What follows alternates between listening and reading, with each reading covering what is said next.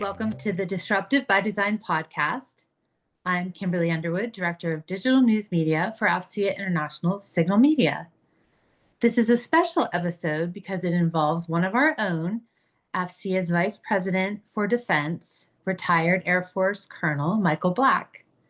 Mike is an Air Force Academy graduate, and he recently went back to Colorado Springs to attend a class reunion with some of his Academy classmates.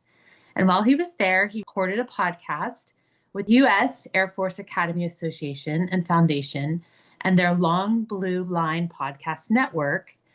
And he was part of their Long Blue Leadership podcast series. And he graciously shared the recording with us, and many thanks to Long Blue Leadership. I love their motto, which is leadership stories by the leaders who live them. And as a colleague of Mike's, I can say what a wonderful leader he is, and I'm thankful for all of his efforts and his advice. He is the kind of person that really cares about people and inspires us all to be better. And with that, here is Mike's journey as he truly is disruptive by design.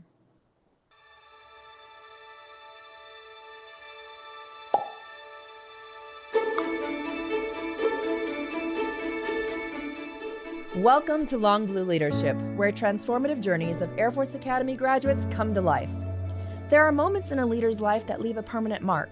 For my guest today, Colonel Retired Michael Black, USAF class of '85, one such moment came when he was actually sent to deliver news of a combat-related death. It was the first time he'd ever been tasked with that duty, and he knew he only had one chance to get it right. As he sat with the widow, Michael found the strength to guide the family through their grief. That part of Michael's story speaks to the depth of his empathy and the calm steadiness that defines him as a leader. We'll explore much more of Michael's journey, from leading the White House communications team to mentoring cadets at the Academy to daily practices that ground him and the framework that guides him today, what he calls the 5 F's of leadership: family, fitness, flying, fairness, and fun. A guide not only for his life, but for the leaders he inspires.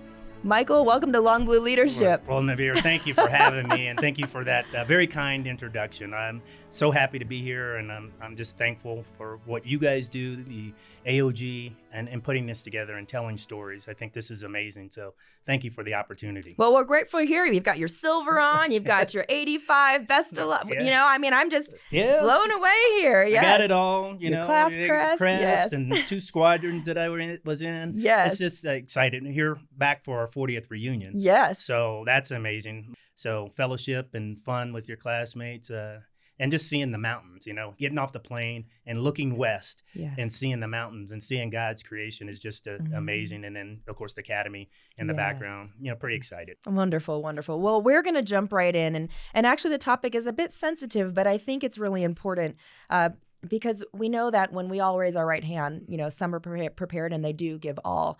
But not everyone has to actually give the news to the family when their loved one is lost. So maybe you can share what that was like. Now, thank you for allowing me to talk about that.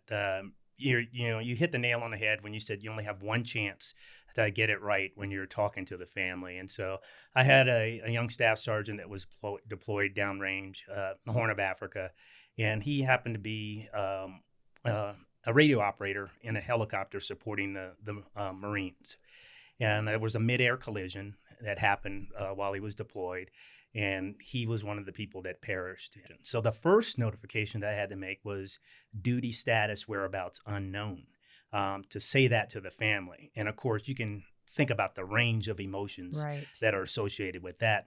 They don't know. Right. We don't know. There's still hope. There's not hope. There's exactly. The whole... So that was the first day. Oh. So going over there with my first sergeant, a medical team, chaplain, that kind of thing to support us and the family. And what rank were you at that time? So I was a lieutenant colonel. So I was a squadron commander of the 1st Comm Squadron at Langley Air Force Base.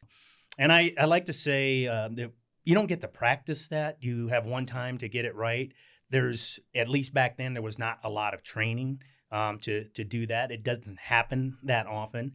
Right. And so having to make that notification was a tough thing. It was one of the hardest things, if not the hardest thing I had to do in the service. 2 young boys. He had 2 sons. And at the time, his spouse was military as well. So I go over there to do that the first day. you can imagine, knocking on the door, Right. right? And I'm in uniform and, just the emotions that can be going through. So we're sitting on the couch in their house, two young boys. I believe their ages were 3 and 5 at the time. They were very young. And I explained, to Michelle, what we knew. And again, it's scripted. I can't say more or less than that because one, I don't know. Right. And two, you just don't want to speculate on anything. And then we're waiting, to find out, Right.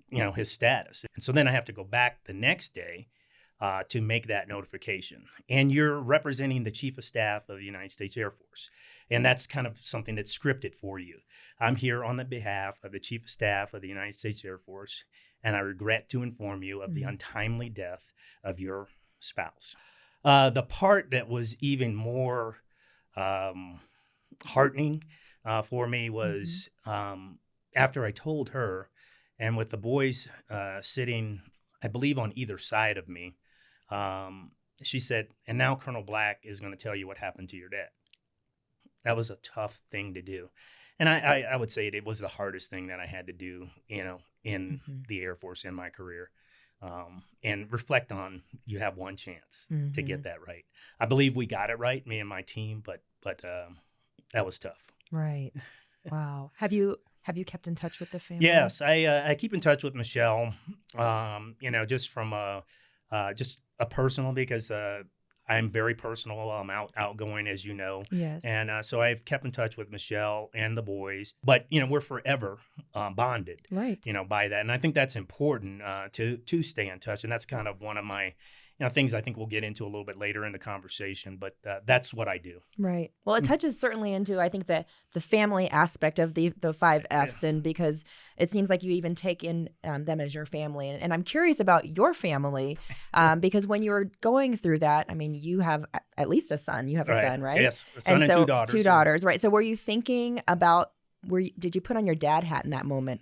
I certainly did put on my dad hat, and I think that helped, right? In things. And I think all of the training that I got along the way about dealing with tough situations and being a leader, it helped. But I took it upon myself after that to talk to other commanders, and in fact, my wing commander at the time, Burt Field. Yes, General Field. General Field was 79 grad, and we talked, and that also brought him and I closer, because he also asked me to brief the other squadron commanders on that process and how I handled that. And and to this day, General Field and I are still very connected, and he's pretty engaged right now with the Air Force Association and the birthday, and all that. But a great mentor of mine who also helped, in dealing with that. But he was extremely supportive, and I think that had a factor in just how he evaluated me, right? How I handled that situation. Well, it sounds like you certainly picked up some of those traits of taking care of your people, recognizing empathy within processes and sharing it. I'm curious, were you always like this, or did you see some of this emulated from your family? No, it's a great question. I am a military brat. My dad was in the Army. My dad went to Tuskegee. It was called Tuskegee Institute at that time. My mom went to Alabama A&M.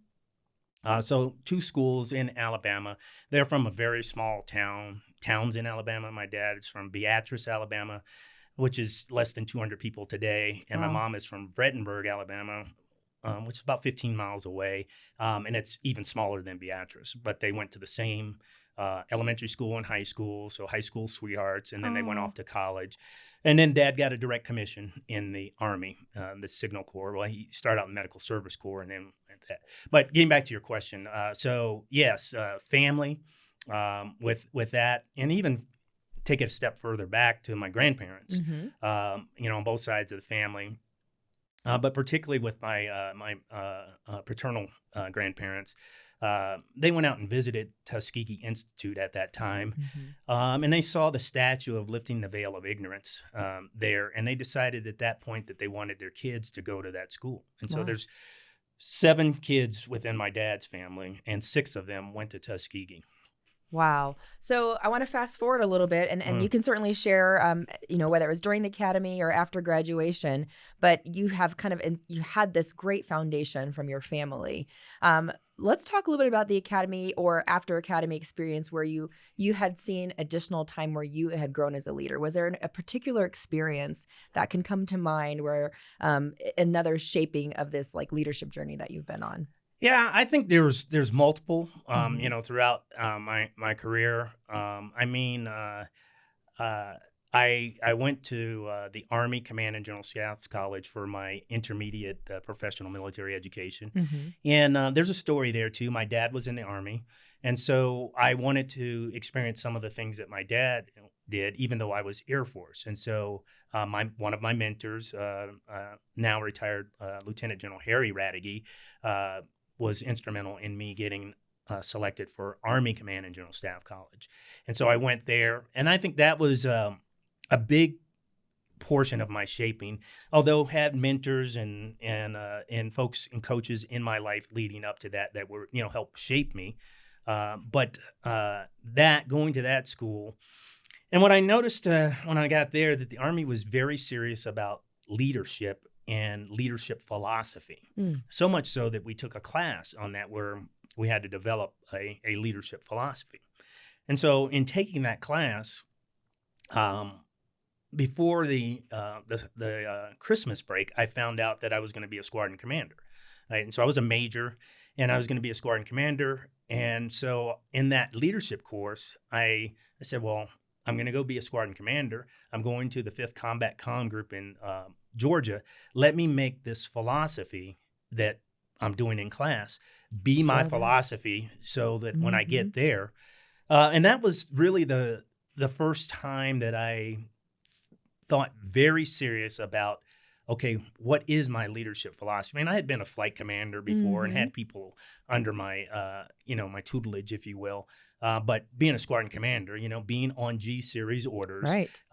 and we know how the military takes the importance of being a commander. Yes. And so having that, so I did decide to develop my philosophy during that time. And you mentioned the 5 Fs earlier, and so that became the opportunity to develop that. So family, That's when it was. that's when I developed that in that course. Wow. So family, fitness, flying, fairness, and fun, the 5 Fs. I worked on that when I got there. And so then when I got to take command, I had prepared all of that stuff in this academic environment. And I used it to a T. And I briefed the squadron after I took command. Hey, this is my command philosophy, the 5 Fs. I subsequently had the opportunity to command 2 more times after that, another squadron, and then at the White House Communications Agency, which is now Wing Command equivalent. So had the opportunity to tweak and refine, but the foundation was still the 5 Fs. And so in doing that, and I can go into a little detail on Please each one do. of those. Yes. So family is your immediate family, your blood family, and that kind of thing. But family also encompasses your unit, your extended family, and part of that. And so I always tell people, your family, you don't want to be the only one at your retirement ceremony because you neglected your family.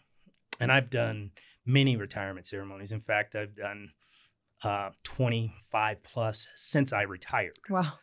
Well, that just shows the impact that Yes. you've really made. No. So family is important. Take care of your family. And one of the things I said about that to the folks was, if you in your unit, if folks are getting assigned a unit, permanent change of station, PCS to your unit, and they haven't found a place to live in the due time, whatever the house hunting days are, I always gave my folks the option of give them some more time to find a place. They may be looking for schools. They may be looking for a place that just fits, the environment that they need. And let's give them that time now, Right. right? Because they're not going to be effective in the organization if they're worried about where they have to live, where their kids are going to go to school, and that kind of thing. So take care of all of that, and then get them to work, Right. and they'll be, that much more effective, Right. because they won't have to worry about, where they're living, where the kids are going to school. So take care of your family. Fitness. You understand physical fitness and what you do and all of that. And I admire all of your accomplishments, Thank you. in that. And so physical fitness in the military kind of goes without saying. You have to, maintain certain standards and do that, and do PT and take a test and that kind of thing. But fitness is more than just physical fitness. Mhm. It's spiritual and mental fitness. Now, would never be one to tell somebody this is how you need to nurture your spiritual and mental fitness. I think that's personal. Mhm. But if your spiritual and mental fitness is not being nourished, you're not going to be doing yourself any good, your team any good. And honestly, you would be able to tell if an individual is struggling with their spiritual or mental fitness, particularly as a leader, and just kind of looking and observing, the characteristics and the behavior of Mhm. folks. So I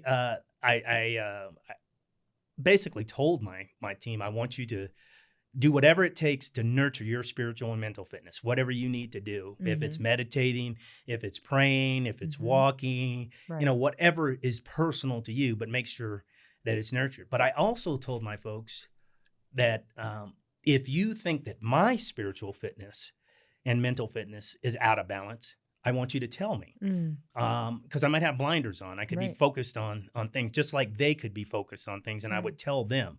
And I think folks really appreciated the candor and the openness of the leader, the commander, saying that, yes, I want you to tell me Mm. if you think my spiritual and mental fitness is out of balance. Did you ever have anyone tell you that? I did. I had strong relationships with my first sergeant, or my command sergeant major, the senior enlisted advisor. Mhm. So we were worked hand in hand in Right. all the places I was at. And so yes, I've had them. I've had my wife, tell Yes. me that. So I think that's important. Like I said, you can easily have blinders on Mhm. and maybe just not see that, or have blind spots. Right. And speaking of that, I've written a leadership article on blind spots, and so I'm kind of studied that and understand that. So that's fitness. Flying. At the time, the primary mission of the Air Force was flying. Right. And so I'd always say, what is your role in supporting the primary mission, or what is our role in supporting the primary mission of the Air Force? So make sure you understand that, as a communicator, how do you contribute to the primary mission, or as a logistician, or, as a information management, but understand what your role is in the primary mission of the Air Force. Fairness, as a leader, it is so important for the leader to be fair, right? It can affect good order and discipline if you're not fair. But equally important is to be perceived as being fair. So I could think I'm being fair. I could think that I'm being fair. But if the perception of the unit, the team, is that I'm not being fair, that's just as detrimental to the mission Right. as Not being actually fair. not being fair, Right.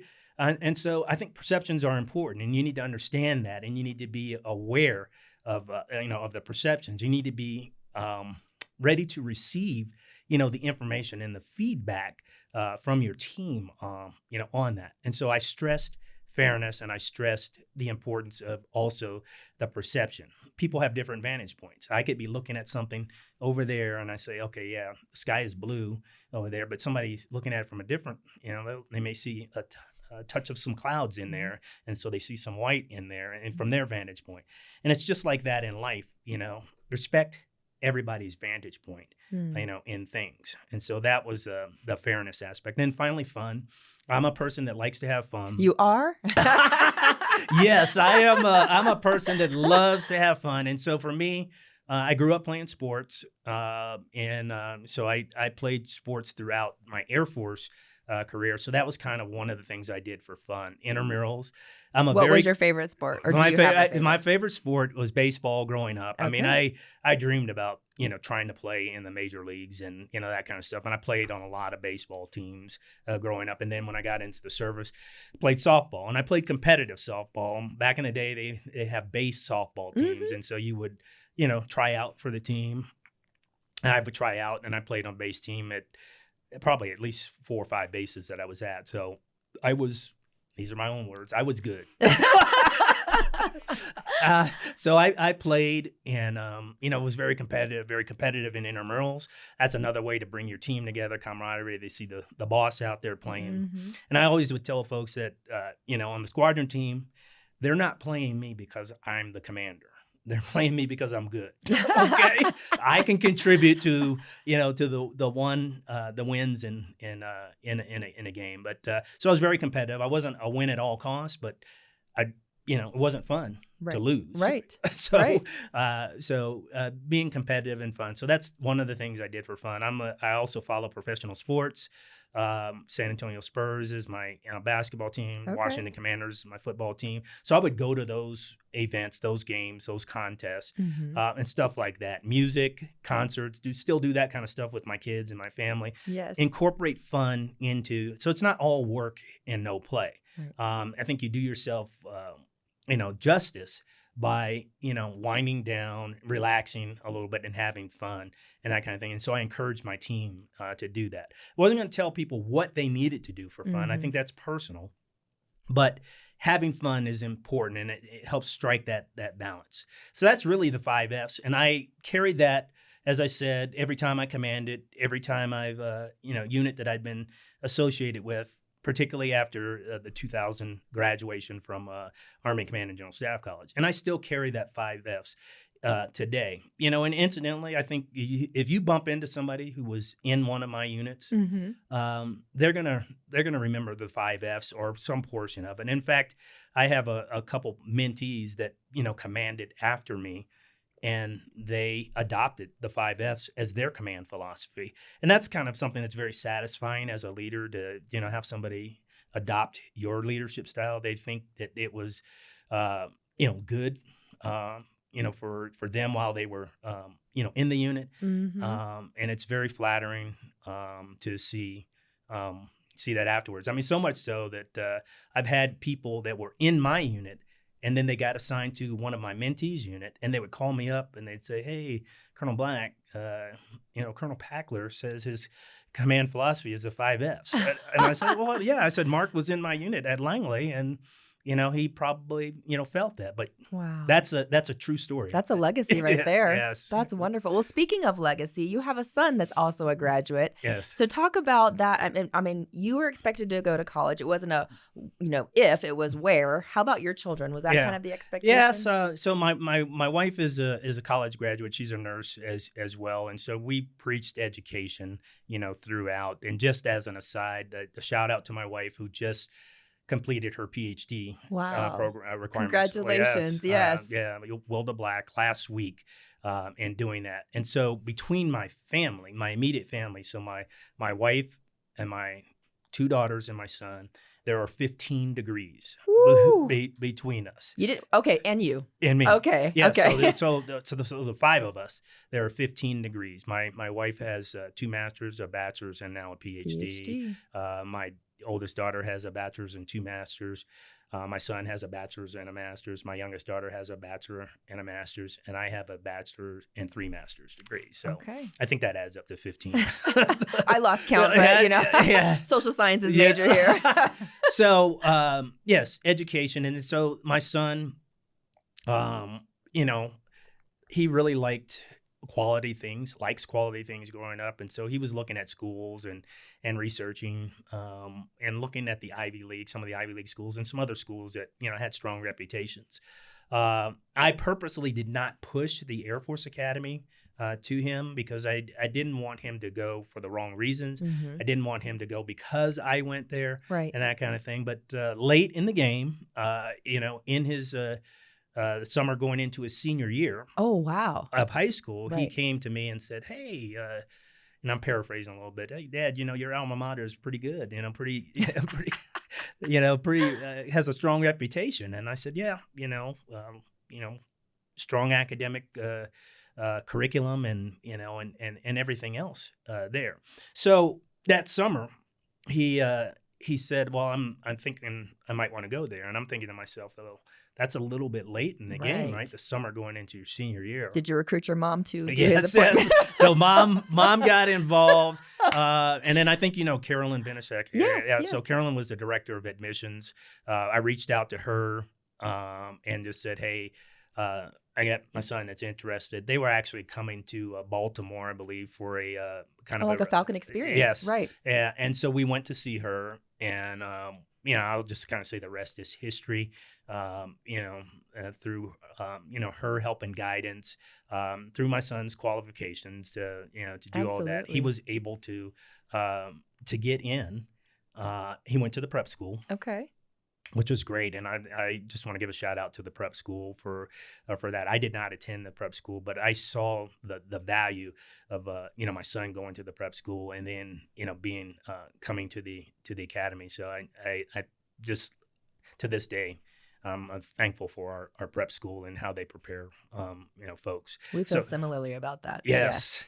So so he went, and so of course a proud dad, right? Your son following in your footsteps, and that kind of thing. So Clinton Black is in the Space Force now. Okay. And he's assigned to Vandenberg. But my son, he was a soccer player growing up, played a lot of competitive soccer, came here and decided that he wanted to do Wings of Blue. Oh. And so he was on Wings of Blue parachute team. And the neat thing about that is that the jump wings that my son wears are the jump wings that my dad earned at Airborne School in 1964.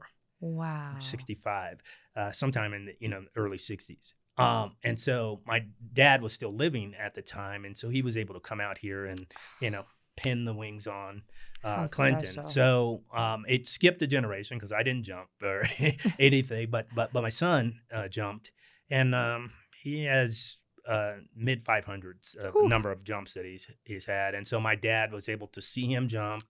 And that was, even though airborne is a teeny bit different than free fall, but still, parachuting and, all of that. So getting to see, Clinton excel and do that, and, see him jump into the stadiums and, that kind of thing. He jumped with some of the former Navy SEALs, in the X Games, in the mountains. So that was, just a proud, parent moment. Wow. That is very exciting. And so like through all of these experiences that you had, I keep wanting to go back to the 5 Fs. You had mentioned earlier that you did some refinement to it. So where you are now, how are you using them? How have they been refined? I mean, flying. Yes. What is that? Yeah. Is that so I asked recognition? people, I asked people to take a little bit of a leap in that, understand where it came from, in my 5S, but that aspect refers to the mission, right? And so the Air Force mission has evolved to include space and that kind of thing. But even on the private side, the civilian side, I still use the 5Fs, and so the flying aspect just refers to the mission or whatever the mission of your organization is. And so there was some refinement, going along as we brought in, space into our mission, but it really reflected on, the mission. And so I had different AFSCs that worked for me in the different units that I was at, and also different services. Right. And so, understanding the service aspect of things also was something that I had to take in consideration as far as tweaking and refining that. At the White House Communications Agency, about 1,200 military, more Army than Air Force, more Air Force than Navy, more Navy than Marine Corps, and more Marine Corps than Coast Guard. And so, being an Air Force commander of a joint unit that had more Army folks in it, you had to understand, that lingo and be able to speak and and that kind of thing. But I think, I'm sure your dad appreciates dad loved that, and so going to the Army Command and General Staff College and getting some of that philosophy and understanding that, and then I went to what's now called the Eisenhower School, but it was ICAF, the Industrial College of the Armed Forces, which is another joint school. And so being around that helped me, in those aspects, but really, applying that throughout. And after I retired, I did 10 years in the private sector with a couple of different small businesses that were government contracted, focused, providing professional services, but still as the chief operating officer of each one of those, it's a pretty high leadership position within the company, and so I talked about the 5 Fs in some terms that my team could understand, that. And so I still apply that. And then now with 3 years in working for the nonprofit, the AFCEA organization, where we bring government, industry, and academia together to do IT, cyber kind of things, machine learning, artificial intelligence, I still have that philosophy, the 5 Fs, in what I do. I think it's something that's applicable across the board, not just military. At least I've made it applicable. I was just going to ask that because you talked about in the private sector, and some of our listeners, they take off the uniform, but they still have that foundation of the military, but they're working with people who maybe don't have that foundation of the military. So how did you translate that in a way that they could feel that same foundation, even though they hadn't gone through a military family or through the Air Force Academy? Yeah, no, that's a great question, Navir. And I think as a leader, you have to be aware of that. You have to be aware of your team and their background and their experiences. You also, have to speak their lingo, right? I mean, I can't talk just Air Force or military lingo. We talk a lot in acronyms and that kind of stuff. Like AFCEA, and I'm sure many know it, but do you mind so spelling AFCEA, it out? Armed Forces Communications Electronics Association, and even though we have that, we are more than the Armed Forces now, so we really are known by just AFCEA, even though that's what that acronym stands for. So I mean, I work with Homeland Security, VA, and that kind of thing. But to your point, getting folks to understand, where I'm coming from, and me to understand where they're coming from, you have to, take the time, put in the work to do that, so that you can communicate with your folks, and so that they understand, where you're coming from, and also so that they feel valued, right? That you understand where they're coming from, and I think all of that is important. And I tried to make sure that I did that. And I had, coaches, mentors, and sponsors along the way. So I learned, when some of my mentors, transitioned from the military time. And so when they went to go work in the private sector, I still leaned on them. Okay, how did you make this transition? And what is it about? And what are the similarities and what are the differences? What do I need to consider in doing that? And I'm thankful. And that goes back to one key point that I want to make about relationships and nurturing that relationship, over the year. I mentioned General Field, worked for him in the early 2000s, but here we are, 2025, and, he's in my contacts. He will take my call. He will respond to a text and vice versa, building that relationship. And so he's with a nonprofit, now. Yes. And so I still stay in touch with him. The director of the White House Military Office was a Navy admiral that I worked for when I was at the White House. He is now the president and CEO of the United States Naval Institute, Admiral Spicer. 15 years ago, worked for him. And now we're working together on a big conference. But those relationships are important, and nurturing those relationships. And I learned about nurturing from my family, my grandparents who did that. My grandfather was a farmer. He had to nurture his crops for them to produce. Right. So the same thing, analogy applies, in relationships. You have to nurture that relationship.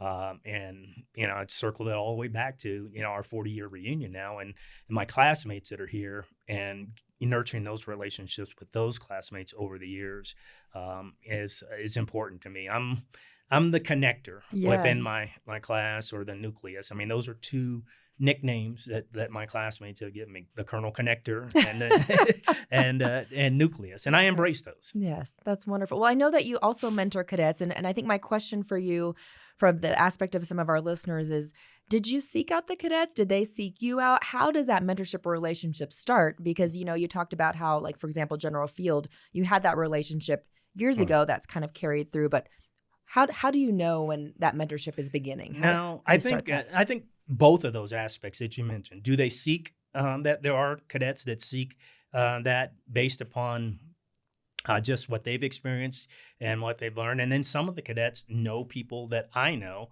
and so they've been referred to me, and all that. Some were like their parents. I worked with their parents. I Okay. mean, particularly in the class of 2023, there are 3 young ladies that that I mentored in the class of 2023.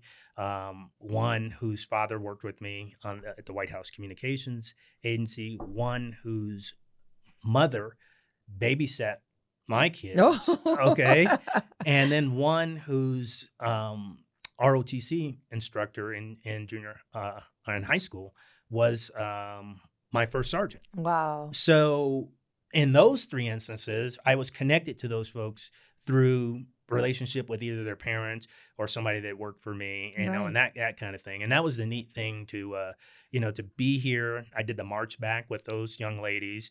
And How then I special. connected those 3 young ladies who did not know each other. At the Wow. march back, when we got back on the terrazzo, I Hmm. found all 3 of them and explained my relationship with each of them. Right. And they were able to be connected, you know, throughout. And 2 of them I actually commissioned. Oh, Yeah, so that's special. that was really nice. And so, you know, seeking mentorship has just been important to me, Yes. right? I've benefited from mentorship, and I want to return that favor. I am the chairman of the Air Force Cadet Officer Mentor Association, AFCOMA, whose you know, foundation is mentorship, fellowship, and scholarship. And so I'm passionate about mentorship and doing that. I've seen the benefits of it. People did it for me. And I think you can shorten the learning curve. I think you can just help folks along the way. So I'm very passionate about that. Well, this has been amazing. I think there's 2 questions I have left for you. Okay. The first one being, and I think we've learned a lot about this along the way, but if you were to summarize, what is something you are doing every day to be better as a leader? I think every day I take a deep look inside myself, Mm. and am I living and breathing, you know, uh, my core values, right? And what am I doing to help the next generation? You know, trying to put that on my schedule, on my radar. That's important to me. And whether it's, you know, I'm at work with AFCEA, whether I'm out here on my 40th reunion, whether I'm on vacation, I always take the time to, you know, to mentor folks and pass on that. And I think that's something that's passionate, you know, for me. You mentioned, you know, when we talked about the retirement ceremonies. I mean, I've done 20 plus since I've retired. In fact, I have one in November Oh, that will be my 27th retirement ceremony since I retired. And those things are important to me. And so I reflect. I try to keep, you know, my fitness, my physical, spiritual, and mental fitness in balance hmm, every day, so that I can be effective and operate at a peak performance at the drop of the hat. You know, yes. being ready. And so that's important to me. So there's some self analysis, you know, in that. I do live and breathe the 5 Fs. I think that's Yeah. important, and I think I've proven to myself that that is something that is relatable not only to my time in the military, but my time in the private sector, and now my time at a nonprofit, and Right. and I just continue to do that. So self reflection and really practicing the, you know, particularly the fitness aspect of the 5 Fs. Wow. That's outstanding. And then you probably share this with your mentees, but what is something that you would help our aspiring leaders, those who are already in leadership roles, in any facet of it, but what is something that they can do today so that they will be more effective as a leader? So I think being aware that that people are watching you and your, you know, your actions, even when you think that somebody is not Hmm. watching, they are watching, and so they are trying to learn, Mm. you know, what to do next and to be aware of that. And so I think again that goes with you know, what you asked me first, what do I do every day, but also being aware, you know, of that, so that you can be that example to folks, and then take the time, you know, have some pride in, you know, leaving the organization better than it was when you got there. I mean, it's a Mm. cliche, but I think it take a lot of pride in that. And then, you know, when the team does good, everybody does good. So you Right. shouldn't necessarily be out there for any kind of glory. That's going to come. But do it for the right reasons, and you know, give the people the tools, the Right. resources, and the environment to be successful. And then, you know, I just take satisfaction when I see one of my mentees get squadron command, go do something. The current commander of the White House Communications Agency, Colonel Kevin Childs, he was a captain and a major in the organization when I was there. Nothing makes me happier than to see my mentees, excel. And then, in this particular instance, he's holding a job that I had. Wow. And he's, we still talk. I mean, he had me come out there to speak to the unit about a month ago. And, those things give me a lot of pride and satisfaction and confirmation that I am doing the right thing. And so I'm excited about that. Well, I can say from the time that I met you a few years ago, you are living what your 5 Fs. I see it every time you help champion others. You energize. Just every time I'm around you, I'm energized. So this has been a true joy. Has there been anything that I haven't asked you that you would like to share with our listeners today? Well, I do want to say personally, thank you to you for all that you do and what the association is doing here. This, Long Blue conversation, Long Blue Line. I think this is important, to share. There's a class of 1970 that's in the hotel with us, and I don't know really any of those folks, but when I see them walking around with their red hat on, that was their color, and and I think about 15 years before me, and so I'm 62. These guys are, if I do the public math right, 77, 78, maybe even older, depending upon what they did, and still out there doing things. And some of them here with their spouses and, that kind of thing. That I was just talking to one of my classmates this morning. I said, I wonder if we're going to be like this, when our 55th reunion is. And, they were walking around and most were in good health and able to do things. So that gives a lot of pride. But what you're doing, what the rest of the folks here are doing, I think this is amazing. I love the new building, the studio that we're in. This is my first time in the new building, so I'm thankful for this opportunity and just excited about what you guys do. Well, thank you so much for that. It's been an absolute pleasure having you on Long Blue Leadership. Well, I appreciate it, and it's just been an honor, and I'm glad you guys timed this for my 85 Best Alive reunion. And in the new studio, because it wouldn't have been in the new one before. Yes. No, yes. Awesome. Wonderful. Well, as we bring today's conversation to a close, Michael left a reminder for us that stands out to me. As a leader, you're always on. You're always being watched.